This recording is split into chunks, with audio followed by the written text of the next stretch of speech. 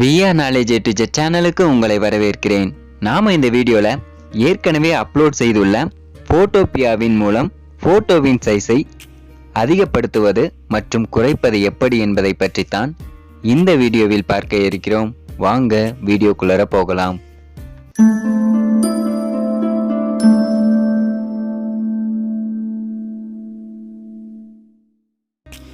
இதுவரைக்கும் நம்ம சேனலை சப்ஸ்கிரைப் பண்ணலன்னா சப்ஸ்கிரைப் பண்ணிக்கோங்க.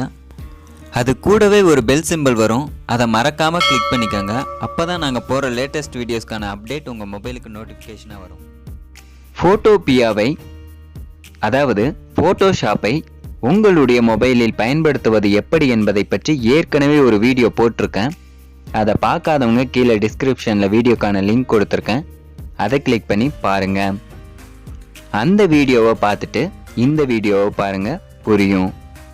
ஓகே, இதில் நீங்கள் எந்த ஃபோட்டோவினுடைய சைஸை அதிகப்படுத்தணும் அல்லது குறைக்கணும்னு நினைக்கிறீங்களோ அந்த ஃபோட்டோவை எடுத்துக்கங்க.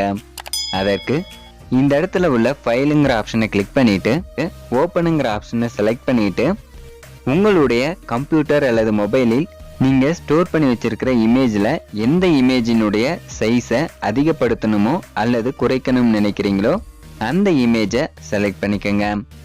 அடுத்து எக்ஸ்போர்ட்டர்ஸுங்கிற ஆப்ஷனை செலக்ட் பண்ணிங்கன்னா நீங்கள் எந்த ஃபார்மேட்டில் சேவ் பண்ணுறீங்கன்னு கேட்கும்.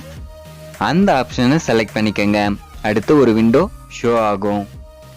குவாலிட்டிங்கிற ஆப்ஷனுக்கு கீழே உள்ள இந்த ஆப்ஷனை அதிகப்படுத்தும் போது இந்த இடத்துல இமேஜினுடைய சைஸ் அதிகமாவதையும், அதையே இந்த இடத்துல குவாலிட்டியை ரெடியூஸ் பண்ணும்போது சைஸின் அளவு குறைவதையும் பார்க்க முடியும்.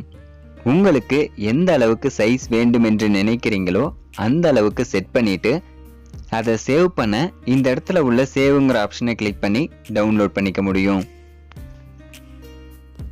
இந்த வீடியோ உங்களுக்கு பிடித்திருந்தால் லைக் பண்ணுங்க, ஷேர் பண்ணுங்க, கமெண்ட் பண்ணுங்க, மறக்காம சப்ஸ்கிரைப் பண்ணுங்க.